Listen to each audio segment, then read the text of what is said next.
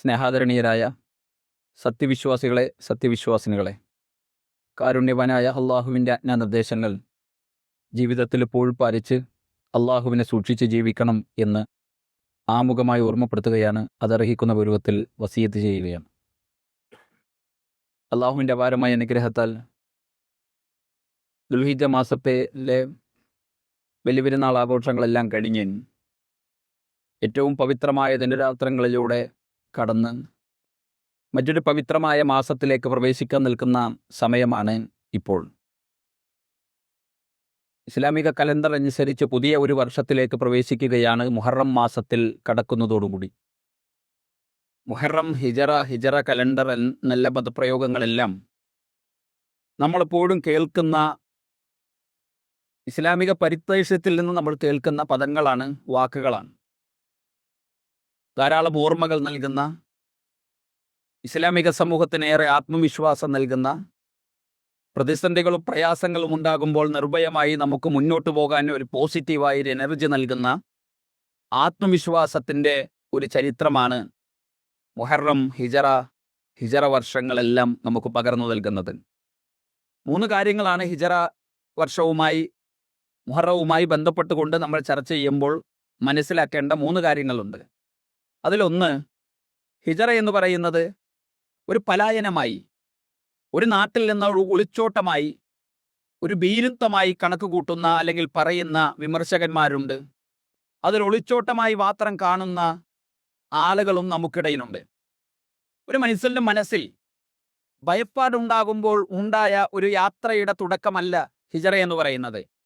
മറിച്ച് പ്രവാചകനും സ്വഹാബത്തും നടത്തിയ ആ യാത്രയുടെ പ്രത്യേകത, ജീവിതത്തിൽ എന്തിനേക്കാളും വലുത് അള്ളാഹുവിലുള്ള വിശ്വാസമാണ്. ആ വിശ്വാസത്തെ ഉയർത്തിപ്പിടിക്കുവാനുള്ള ആത്മവിശ്വാസത്തിൻ്റെ യാത്രയുടെ പേരാണ് ഹിജറ എന്ന് പറയുന്നത്.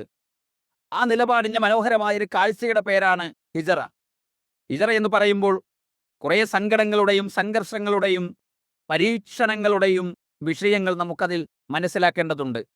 പ്രവാചകനും സ്വഹാബത്തും അനുഭവിച്ച യാഗങ്ങളുടെ കഥകൾ നമുക്കതിൽ കേൾക്കുവാനും വായിക്കുവാനുമുണ്ട്. അവരുടെ ജീവിതത്തിൽ അവരനുഭവിച്ച പരീക്ഷണങ്ങളുടെ, വേദനകളുടെ ഓർമ്മകൾ അയവിറത്തിക്കൊണ്ടല്ലാതെ ഹിജറയെ സംബന്ധിച്ച് നമുക്ക് ചർച്ച ചെയ്യാനും കഴിയില്ല. ഹിജറ എന്ന് പറയുന്നത് ഒരു ആദർശത്തെ സംരക്ഷിക്കുന്നതിനു വേണ്ടി ഒരു മുസ്ലിമിൻ്റെ ജീവിതത്തിൽ അള്ളാഹു നിശ്ചയിച്ചിട്ടുള്ള ഒരു വഴി എന്ന നിലയിൽ അള്ളാഹുവിൻ്റെ കൽപ്പനയുടെ അടിസ്ഥാനത്തിൽ തിരഞ്ഞെടുത്ത ഒരു യാത്രയുടെ പേരാണ് ഹിജറ. അതല്ലാതെ തങ്ങൾക്ക് സ്വസ്ഥമായി ജീവിക്കാൻ ഒരു താല്പര്യത്തിൻ്റെ പേരിൽ അവർ തിരഞ്ഞെടുത്തൊരു യാത്രയല്ല. പേടിച്ചുകൊണ്ട്, ഭയപ്പെട്ടുകൊണ്ട്, ഭയമില്ലാത്തൊരു നാട്ടിലേക്ക് യാത്ര പോകണമെന്ന ആഗ്രഹത്തിൽ അവർ തിരഞ്ഞെടുത്ത വഴിയുടെ പേരല്ല ഹിജ്റ എന്ന് പറയുന്നത്. അള്ളാഹുവിൻ്റെ ആദർശ സംരക്ഷണത്തിനായി, അള്ളാഹുവിൻ്റെ കൽപ്പന പ്രകാരം, ആ കൽപ്പനയുടെ പൂർത്തീകരണമായി അവർ തിരഞ്ഞെടുത്ത മാർഗത്തിൻ്റെയും യാത്രയുടെയും പേരാണ് ഹിജ്റ എന്ന് പറയുന്നത്. അപ്പൊ എന്തിനേക്കാളും വലുത് ഞങ്ങൾക്ക് അള്ളാഹുവിലുള്ള വിശ്വാസമാണ് എന്നാണ് ആ യാത്ര പോയവർ ഉയർത്തിപ്പിടിക്കുന്നത്. സ്വന്തം വീടും നാടും കച്ചവടങ്ങളും ഉപേക്ഷിച്ച് പോകുവാനുള്ളൊരു മനസ്സവർക്കുണ്ടായത് അള്ളാഹു സുബ്ഹാനഹു വ തആലയുടെ കൽപ്പനയ്ക്ക് വേണ്ടിയാണ് എന്ന തിരിച്ചറിവിൽ നിന്നുകൊണ്ടായിരുന്നു. നബി സല്ലല്ലാഹു അലൈഹി വസല്ലമ സ്വഹാബികളെ യാത്രയക്കുമ്പോൾ, ആദ്യം പോകുന്നത് സ്വഹാബത്താണ്. അവർ യാത്ര പോകുമ്പോൾ ഒന്നാമത് പറയുന്ന ഒരു പ്രവാചക വചനമുണ്ട്. ഹദീസ് ഗ്രന്ഥങ്ങളിൽ എല്ലാം ഇമാം ബുഖാരി അടക്കമുള്ള ആളുകൾ ഒന്നാമതായി കൊണ്ടുവരുന്ന ഒരു പ്രവാചക വചനമാണത്. ഉമർ ഇബ്നു ഖത്താബ് റളിയല്ലാഹു അൻഹു നിവേദനം ചെയ്യുന്നു, ഇന്നമൽ അഅ്മാലു ബിന്നിയ്യ, പ്രവർത്തനങ്ങളെല്ലാം നെയ്യത്തിന്റെ അടിസ്ഥാനത്തിലാണ് നിങ്ങൾ ചെയ്യേണ്ടത് എന്ന് സ്വഹാബികളോട് റസൂലുള്ളാഹി സ്വല്ലല്ലാഹു അലൈഹി വസല്ലം പറഞ്ഞു കൊടുക്കാൻ. നിങ്ങൾ യാത്ര പോകുന്നത് നല്ല ഉദ്ദേശത്തിലാകണം. നിങ്ങൾ യാത്ര പോകുന്നത് അള്ളാഹുവിന് അവന്റെ റസൂലിനും വേണ്ടിയാകണം. ആരോടാണ് പ്രവാചകൻ സ്വല്ലല്ലാഹു അലൈഹി വസല്ലം ഇത് പറയുന്നത്? കഅബാലയത്തിന്റെ പരിസരത്ത് മരിച്ചു വീണ ഉമ്മയുള്ള സ്വഹാബികളോടാണ്. കഅബാലയത്തിന്റെ പരിസരത്ത് മരിച്ചു വീണ ഭാര്യമാരുള്ള ഭർത്താക്കന്മാരോടാണ്. പ്രവാചകൻ സ്വല്ലല്ലാഹു അലൈഹി വസല്ലമയുടെ കൺമുന്നിൽ ഇരുമ്പിന്റെ ചീർപ്പുകൾ കൊണ്ട് ശരീരത്തെ മാന്തിപ്പൊളിക്കുന്ന വേദനകൾ അനുഭവിച്ച സ്വഹാബികളോടാണ്. മക്കയുടെ മരുഭൂമിയിൽ ആ ചുട്ടുപൊള്ളുന്ന മണൽത്തരികളിൽ മലർത്തിക്കിടത്തി നെഞ്ചത്തു വലിയ പാറക്കല്ല് വെച്ച് വലിച്ചു കൊണ്ടുപോകുമ്പോൾ സ്വന്തം ശരീരത്തിൽ നിന്ന് വേർപെട്ടുപോയ തൊലികളിലൂടെ, പച്ചമാംസത്തിലൂടെ ചുട്ടുപൊള്ളുന്ന മണസ്തരികൾ കുത്തിക്കയറുന്ന വേദനകൾ സഹിച്ച് ദാരിച്ച് വെള്ളത്തിന് വേണ്ടി കരയുമ്പോൾ ആ മുഖത്തേക്ക് കാത്തുച്ച് തുപ്പിയ തുപ്പൽ നാവുകൊണ്ട് നക്കിത്തുളച്ച് ദാഹം മാറ്റിയ സ്വഹാബികളോടാണ് നബി സല്ലല്ലാഹു അലൈഹി വസല്ലമ ഈ വാചകം പറയുന്നത്. ഇന്നമൽ അഅ്മാലു ബിന്നിയ്യ. ബിലാൽ ഇബ്നു റബാഹ് റളിയല്ലാഹു അൻഹുവിനോട്, അമ്മാർ റളിയല്ലാഹു അൻഹുവിനോട്, യാസർ റളിയല്ലാഹു അൻഹുവിനോട്, സ്വഹാബികളെ, നിങ്ങൾ യാത്ര പോകുന്നതൊക്കെ കൊള്ളാം, നിങ്ങൾ ഈ യാത്ര പോകുമ്പോൾ നിങ്ങളുടെ മനസ്സിൽ ഉണ്ടാകേണ്ടത് അള്ളാഹുവിനെയും പ്രവാചകനെയും കുറിച്ചുള്ള ചിന്തയാവണം. നിങ്ങൾക്കാർക്കെങ്കിലും നല്ല കച്ചവടത്തെക്കുറിച്ചുള്ള പ്രതീക്ഷയിലൂടെയാണ് നിങ്ങൾ യാത്ര പോകുന്നതെങ്കിൽ, നല്ലൊരു കല്യാണം കഴിച്ച് സുഖകരമായ ഒരു ജീവിതത്തെ പ്രതീക്ഷിച്ചുകൊണ്ടാണ് നിങ്ങൾ യാത്ര പോകുന്നതെങ്കിൽ, നിങ്ങൾ അള്ളാഹുവിന്റെ അടുക്കൽ കടന്നു ചെല്ലുമ്പോൾ നിങ്ങൾക്കൊന്നും ഉണ്ടാവുകയില്ല എന്ന് നബി സല്ലല്ലാഹു അലൈഹി വസല്ലം പറയുന്നുണ്ട്. അപ്പോൾ ആദർശ സംരക്ഷണത്തിന് വേണ്ടിയാണ്, അള്ളാഹുവിന്റെ കൽപ്പന പ്രകാരമാണ് അവരെ യാത്ര പുറപ്പെടുന്നത്. ഭൗതികമായ എല്ലാ നേട്ടങ്ങളെക്കാളും വലുത് അള്ളാഹുവിലുള്ള വിശ്വാസമാണ് എന്ന് തിരിച്ചറിഞ്ഞുകൊണ്ടുള്ള യാത്രയായിരുന്നു സ്വഹാബത്ത് അവിടെ നിർവഹിച്ചത്. സുഹൈബ് റളിയല്ലാഹു അൻഹു, അദ്ദേഹം റോമക്കാരനാണ്, മക്കയിൽ കടന്നു വരികയാണ്.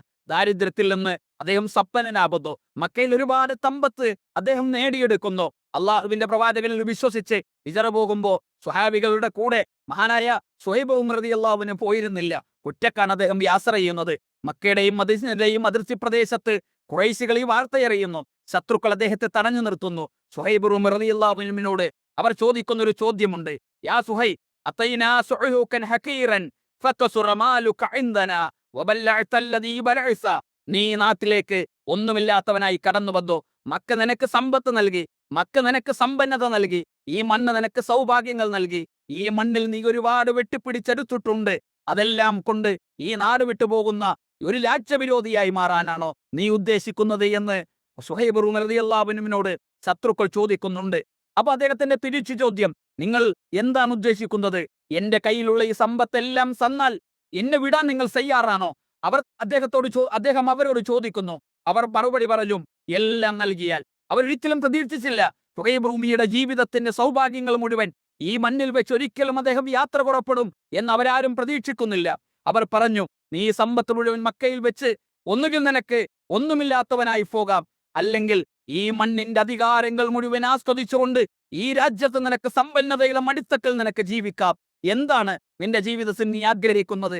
സുഹൈബ് റളിയല്ലാഹു അൻഹു ആലോചനകൾക്ക് പോലും ഇട നൽകാതെ, ഒരാലോചനക്ക് പോലും നിൽക്കാതെ, ഒരു ചോദ്യവും ഉത്തരവുമില്ലാതെ തന്റെ മണ്ണിൽ ഒളിപ്പിച്ചുവെച്ച സമ്പത്തുകൾ, തന്റെ മുന്നിൽ കാണാൻ കഴിയുന്ന മുഴുവൻ സമ്പത്തും ഖുറൈശികളുടെ മുന്നിലേക്ക് കാണിച്ചു കൊടുത്തുകൊണ്ട് ഒന്നുമില്ലാത്തവനായി സുഹൈബ് റൂമി മദീനയുടെ അതിർത്തികൾ കടന്ന് പ്രവാചകന്റെ കൂടെയുള്ള ജീവിതത്തെ പ്രതീക്ഷിച്ച് കടന്നു പോകുന്ന യാത്രയുടെ പേരാണ് ഹിജറ എന്ന് പറയുന്നത്.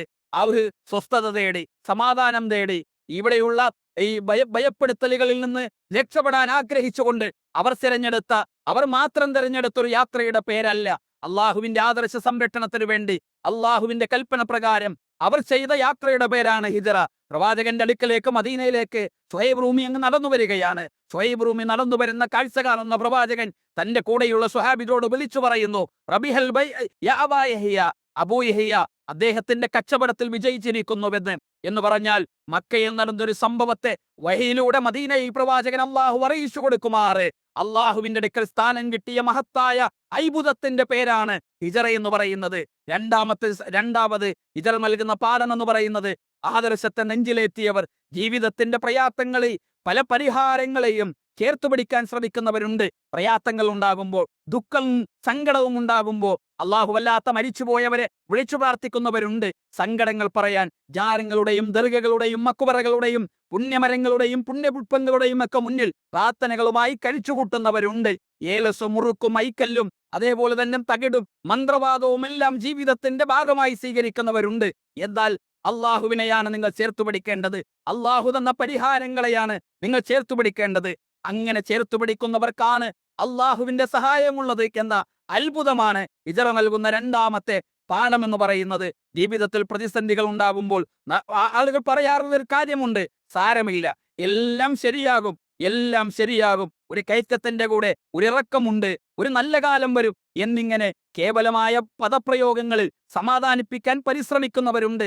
ഭൗതികമായ തത്വശാസ്ത്രങ്ങളും ഫിലോസഫിയും അല്ല അല്ലാഹു സുബ്ഹാനഹു വ തആല പറയുന്നത്. മറിച്ച് അല്ലാഹു സുബ്ഹാനഹു വ തആല പറയുന്നത്, മാ വദ്ദഅക റബ്ബുക വമാ ഖല.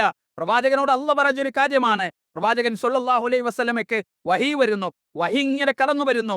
നബി സ്വല്ലല്ലാഹു അലൈഹി വസല്ലമയ്ക്ക് പെട്ടെന്ന് വഹി എന്ന് നിലച്ചുപോയി, ഇല്ലാതെയായി. നബി സ്വല്ലല്ലാഹു അലൈഹി വസല്ലമയ്ക്ക് വലിയ പ്രയാസമായി. സ്വഹാബികളോട് പ്രവാചകന്റെ അടുക്കൽ വന്ന് ഖുറൈശികൾ ഒരു കാര്യം ആവശ്യപ്പെടുമ്പോഴാണ്, അവരൊരു കാര്യം ചോദിക്കുമ്പോഴാണ് നബി സല്ലല്ലാഹു അലൈഹി വസല്ലമ നാളെ പറയാമെന്ന് പറയുന്നത്. ഇൻഷാ അല്ലാഹ് എന്നതിന്റെ പ്രാധാന്യം കൂടിയാണ് ഈ സംഭവത്തിൽ നമുക്ക് ബോധ്യപ്പെടുത്തി തരുന്ന ഒരു കാര്യം. നബി സല്ലല്ലാഹു അലൈഹി വസല്ലമക്ക് വഹി വരുന്നില്ല, കുറെ കാലമായി. കുറെ കാലം എന്ന് പറഞ്ഞാൽ വളരെ ദീർഘമല്ല, കുറച്ച് നാളുകൾ വഹി നിലച്ചുപോയി. പ്രവാചകന് വലിയ സങ്കടായി. അള്ളാഹുവിനോടുള്ള ബന്ധം വിട്ടുവോ? അള്ളാഹുവിന് എന്നോട് എന്തെങ്കിലും താല്പര്യക്കുറവുണ്ടായോ? മക്കയിലെ മുശ്രിക്കുകൾ പരിഹസിക്കാൻ തുടങ്ങി. ഇതാ മുഹമ്മദ് നബിയുടെ പടച്ചോൻ അദ്ദേഹത്തെ കൈയൊഴിഞ്ഞിരിക്കുന്നു, അള്ളാഹു മുഹമ്മദ് നബിയെ കൈയൊഴിഞ്ഞിരിക്കുന്നു, ഇനിയൊരു ബന്ധവുമില്ല എന്ന് അവർ പരിഹസിക്കാനും ആക്ഷേപിക്കാനും തുടങ്ങി. നബി സല്ലല്ലാഹു അലൈഹി വസല്ലമയ്ക്ക് ചെറിയ സങ്കടങ്ങൾ ഉണ്ടാകാൻ തുടങ്ങിയ ഘട്ടത്തിലാണ് ഖുർആനിക വചനം അവതരിപ്പിക്കപ്പെടുന്നത്. വല്ലുഹാ വല്ലൈലി ഇദാ സജാ മാ വദ്ദഅക റബ്ബുക വമാ ഖലാ. പ്രഭാതം തന്നെയാണ് സത്യം, ഇരുൾമുത്തി കടന്നു പോകുന്ന രാത്രി തന്നെയാണ് സത്യം. മാ വദ്ദഅക റബ്ബുക വമാ ഖലാ. ഒരിക്കലും നിന്റെ റബ്ബ് നിന്നെ കൈവിടുകയില്ല. നിന്നെ ചേർത്തു പിടിക്കുന്നവനാണ് നിന്റെ റബ്ബ്. നിന്നെ ചേർത്തു പിടിച്ച നിന്റെ റബ്ബ് നിന്റെ പ്രയാസങ്ങളും വിഷമങ്ങളും മാറ്റിത്തരുന്നവനാണ് നിന്റെ റബ്ബ് എന്ന് അല്ലാഹു സുബ്ഹാനഹു വ തആല ആശ്വസിപ്പിക്കുകയാണ്. ഒരിക്കലും നിന്റെ രക്ഷിതാവ് നിന്നെ കൈവിട്ടിട്ടില്ല, ഒരിക്കലും നിന്റെ രക്ഷിതാവ് നിന്നെ വെറുത്തിട്ടില്ല. ഇസ്ലാം മുന്നോട്ട് വെക്കുന്ന അതിജീവനത്തിന്റെ മാർഗരേഖയാണത്. അള്ളാഹു നൽകുന്ന പരിഹാരങ്ങളുണ്ട്. അള്ളാഹു നിശ്ചയിച്ച അതിർവരമ്പുകൾ ഒരിക്കലും നമ്മൾ ലംഘിക്കാൻ പാടില്ല. ഖുർആൻ പറയുന്നത് ഫഇന്ന മഅൽ ഉസ്രി യുസ്റ. നിശ്ചയമായും ഒരു പ്രയാസത്തിന് ശേഷം ഒരു എളുപ്പമുണ്ട്. അതുപോലെ തന്നെ തുടർന്ന് ഖുർആൻ പറയുന്നു ഇന്ന മഅൽ ഉസ്രി യുസ്റ. തീർച്ചയായും ഒരു പ്രയാസത്തിന് ശേഷം ഒരു എളുപ്പമുണ്ട്. ഖുർആനിക വചനങ്ങൾ ഒരു ഫിലോസഫിയല്ല, ഒരു തത്വശാസ്ത്രം മാത്രമല്ല.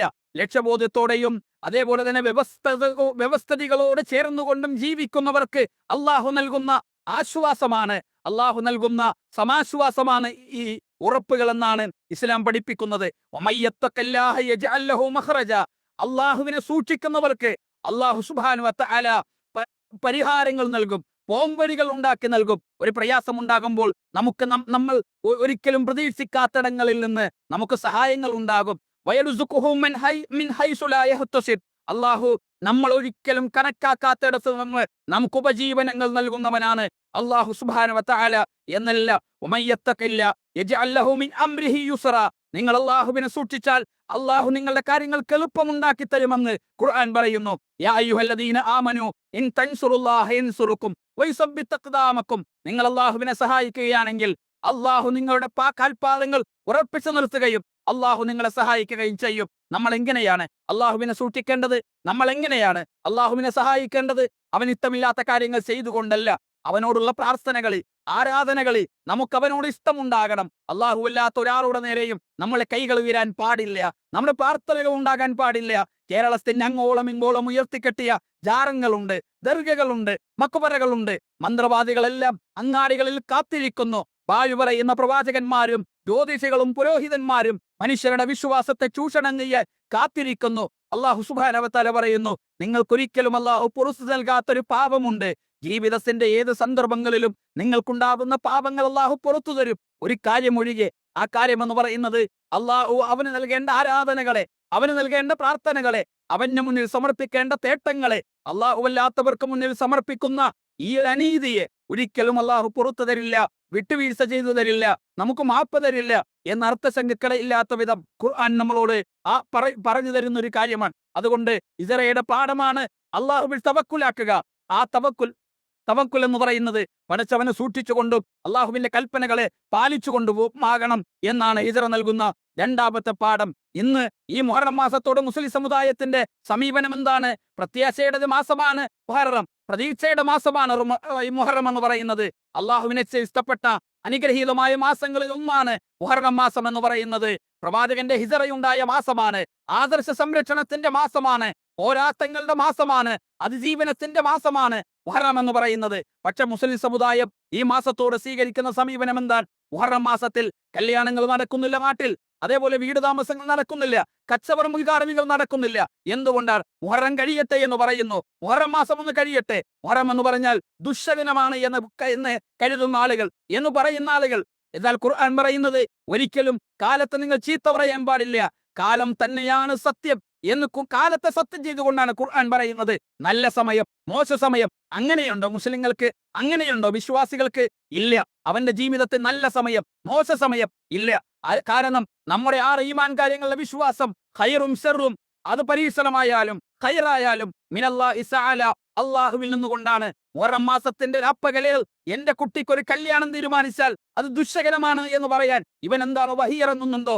ഈ പണ്ഡിതന്മാർക്കും പുരോഹിതന്മാർക്കും എന്റെ കച്ചവടം ആരംഭിക്കാൻ പാടില്ല എന്ന് പറയുന്ന പുരോഹിതന്മാരുടെയും ഈ ഈ ഈ കമ്പുരാക്കന്മാരുടെയും ഈ ഉസ്താദുമാരുടെയും ഒക്കെ ജീവിതത്തിൽ അള്ളാഹു വഹി നൽകുന്നുണ്ടോ? ഇല്ല. മുഹറം എന്ന് പറയുന്നത് ദുശകുനമല്ല. അത് ഒരു മാസവും ഒരു സമയവും ഒരു സന്ദർഭവും ഇസ്ലാമിക സമൂഹത്തിൽ ദുശകുനം എന്ന് പറയാൻ നമ്മൾ പാടില്ല. ശകുനത്തെ വിശ്വസിക്കുക എന്നത് ഒരിക്കലും ഒരു വിശ്വാസിയുടെ ജീവിതത്തിൽ ഉണ്ടാകാൻ പാടില്ലാത്ത ഒരു കാര്യമാണ്. പോസിറ്റീവായ പ്രതീക്ഷകളും പ്രത്യാശകളുമായി ജീവിക്കേണ്ട മുസ്ലിം ഈ മാസത്തെ ദുശകുനമായി കാണുന്നത് എത്ര സങ്കടകരമാണ്. അതുകൊണ്ട് മുഹറം മാസത്തെ ഭയത്തോടെയല്ല നാം കാണേണ്ടത്. നമ്മുടെ നാട്ടിലെ കലണ്ടറുകൾ നിങ്ങൾ പരിശോധിച്ചോളൂ. ഈ കേരളത്തിലെ മുസ്ലിയാക്കന്മാരും ഉസ്താദുമാരും ഒക്കെ പുറത്തിറക്കുന്ന കലണ്ടറുകളിൽ മുഹറം മാസം ശബനമാസമായി, നെഹ്സിന്റെ മാസമായി നിങ്ങൾക്കതിൽ അടയാളപ്പെടുത്തിയ ദിവസങ്ങൾ കാണാൻ കഴിയും. അങ്ങനെയുണ്ടോ ഇസ്ലാമിൽ? ഇസ്ലാം എങ്ങനെയാണ് ഒരു സമയത്തെ നല്ല സമയമെന്ന് നിശ്ചയിച്ചു തരിക, ഒരു സമയത്തെ മോശമെന്ന് നിശ്ചയിച്ചു തരിക? വഹീന്റെ അടിസ്ഥാനത്തിലല്ലാതെ അങ്ങനെ ഒരു തീരുമാനം പറയാൻ ദീനിൽ ആർക്കെങ്കിലും കഴിയുമോ? അതുകൊണ്ട് ഈ മാസത്തെ സംബന്ധിച്ചുള്ള തെറ്റുധാരണകൾ അകറ്റുകയും ഏറ്റവും നല്ല രൂപത്തിൽ ഈ മാസത്തെ ഉപയോഗപ്പെടുത്താൻ കഴിയുകയും ചെയ്യുന്ന വിശ്വാസികളിൽ നമ്മൾ ഉൾപ്പെടുക. അള്ളാഹു നമ്മെ അനുഗ്രഹിക്കുമാറാകട്ടെ. ഇന്നൽ ഹംദുലില്ലാഹ് വലാകിബത്തുൽ മുത്തഖീൻ വലാ ഉദ്വാന ഇല്ലാ അലൽ ളാലിമീൻ വനസല്ലി വനസല്ലിമു അലാ അഷ്റഫിൽ അംബിയാഇ വൽ മുർസലീൻ വഅലാ ആലിഹി വസ്വഹാബിഹി അൽ ഫായിസീന ബിദില്ലാഹ് അമ്മാ ബഅദ്. സ്നേഹാദരണീയരായ സത്യവിശ്വാസികളെ, സത്യവിശ്വാസിനികളെ, കാരുണ്യവാനായ അള്ളാഹുവിൻ്റെ ആജ്ഞാനിർദ്ദേശങ്ങൾ ജീവിതത്തിൽ എപ്പോഴും പാലിച്ച് അള്ളാഹുവിനെ സൂക്ഷിച്ച് ജീവിക്കണം എന്ന് രണ്ടാമതായും അതർഹിക്കുന്ന പരുവത്തിൽ ഓർമ്മപ്പെടുത്തുകയാണ്, വസിയത്ത് ചെയ്യുകയാണ്. ഇന്ന് ലോകം മുഴുവൻ ഒരു ചെറിയ പന്തിലേറ്റ് ചുരുങ്ങിയിരിക്കുന്ന ദിവസങ്ങളാണ് നമ്മിലൂടെ കടന്നു പോകുന്നത്. ഫുട്ബോൾ വേൾഡ് കപ്പ് ആരംഭിച്ചു. അതുമായി ബന്ധപ്പെട്ടുള്ള ചർച്ചകളും ഫാൻ വാറുകളും എല്ലാം വളരെ സജീവമായി നടന്നു വരുന്നുണ്ട് നാട്ടിലെല്ലാം. ഇസ്ലാം ഒരിക്കലും ഭൗതിക ജീവിതത്തിലെ ആസ്വാദനങ്ങൾക്കും അല്ലെങ്കിൽ അതിലൊരു അല്പം ആവേശങ്ങൾക്കുമൊന്നും എതിര് നിൽക്കുന്ന ഒരു മതമല്ല. പ്രവാചകൻ സല്ലല്ലാഹു അലൈഹി വസല്ലമ കുട്ടികൾ കളിക്കുന്ന സ്ഥലങ്ങളിൽ പ്രവാചകൻ അവരോടൊപ്പം കളിക്കുമായിരുന്നുവെന്ന് ഹദീസുകളിൽ നമുക്ക് കാണാൻ കഴിയും. കുട്ടികളോടൊപ്പം കളിക്കുന്ന പ്രവാചകൻ എങ്ങനെയാണ് മത്സരങ്ങൾക്കെതിരാകുക, ആസ്വാദനങ്ങൾക്കെതിരാവുക? ആയിഷ ബിബി റളിയല്ലാഹു അൻഹയോടൊപ്പം ഓട്ടമത്സരം നടത്തുന്ന മദീനയിലെ പള്ളിയുടെ സമീപത്ത് ഓട്ടമത്സരം നടത്തുന്ന പ്രവാചകന്റെ ജീവിതത്തെ ഹദീസുകളിൽ നമുക്ക് കാണാൻ കഴിയും. ഇസ്ലാം ഒരിക്കലും ആസ്വാദനങ്ങൾക്ക് എതിരല്ല, മത്സരങ്ങൾക്കെതിരല്ല. എന്നാൽ അള്ളാഹുവിനെ നമ്മുടെ ജീവിതത്തിൻ്റെ ലക്ഷ്യത്തെയും നിയോഗത്തെയും മറന്നുകൊണ്ടുള്ള ആസ്വാദനങ്ങൾക്കും പ്രവർത്തനങ്ങൾക്കും ഇസ്ലാം എതിരാണ്. അപ്പം നമുക്കൊരിക്കലും നമ്മുടെ ആരാധനകൾക്ക് തടസ്സമാകാൻ പാടില്ല. നമ്മുടെ മാതാപിതാക്കൾക്ക് ചെയ്യേണ്ട നന്മകൾക്ക് തടസ്സമാകാൻ പാടില്ല. നമ്മുടെ വിദ്യാഭ്യാസ പ്രവർത്തനങ്ങൾക്ക്, സാമൂഹിക ഇടപെടലുകൾക്ക് ഇത്തരം കാര്യങ്ങൾ തടസ്സമാകാൻ പാടില്ല. ഒരുപാട് ദൂർത്തിലും ആഡംബരത്തിലും ഫാറ്റ് ബേസ്ഡ് വാറുകൾ സൃഷ്ടിച്ച് നാട്ടിൽ കലാപങ്ങളും പ്രയാസങ്ങളും ഉണ്ടാക്കുന്ന സമീപനങ്ങളിലേക്ക് ഇത്തരം ആസ്വാദനങ്ങൾ കടന്നു പോകാൻ പാടില്ല. പ്രവാചകൻ കുട്ടികളോടൊപ്പം കളിക്കുമായിരുന്നു. റസൂലുള്ളാഹിന്റെ പ്രത്യേകത, ബാങ്ക് കേൾക്കുമ്പോൾ പ്രവാചകൻ പള്ളിയിലേക്ക് കടന്നു പോകുമായിരുന്നു. ഇത് കളിക്കുന്ന അല്ലെങ്കിൽ ഫുട്ബോൾ താരങ്ങളായാലും ക്രിക്കറ്റ് താരങ്ങളായാലും ലോകത്ത് സ്പോർട്സ് മത്സരങ്ങളിൽ പങ്കെടുക്കുന്ന മുസ്ലിം സമൂഹത്തിലെ പ്രതിനിധികളുണ്ട്. അവർ അവരുടെ ജീവിതത്തിൽ വിശുദ്ധികൾ കാത്തു സൂക്ഷിച്ച് മുന്നോട്ട് പോകുന്ന പലരുമുണ്ട്. ജീവിതത്തിൻ്റെ നന്മകളെ കാത്തു സൂക്ഷിക്കുന്നവരുണ്ട്. അവരുടെ പേരിൽ നമ്മൾ നന്മകൾ ഒഴിവാക്കുന്ന സാഹചര്യത്തിലേക്ക് പോകാൻ പാടില്ല. ഇപ്പം ലോകത്ത് ഏറ്റവും കൂടുതൽ ഒരു ഉദാഹരണം ഞാൻ നിങ്ങളോട് സൂചിപ്പിക്കാം. ലോകത്ത് ഏറ്റവും കൂടുതൽ ഇസ്ലാം വിമർശനങ്ങൾ ഉള്ളത് ഒരു നാടുണ്ടായിരുന്നു. യൂറോപ്യൻ രാജ്യങ്ങളിൽ ഇസ്ലാം വിമർശനങ്ങൾ വല്ലാതെ പെരുകിയിരുന്നു.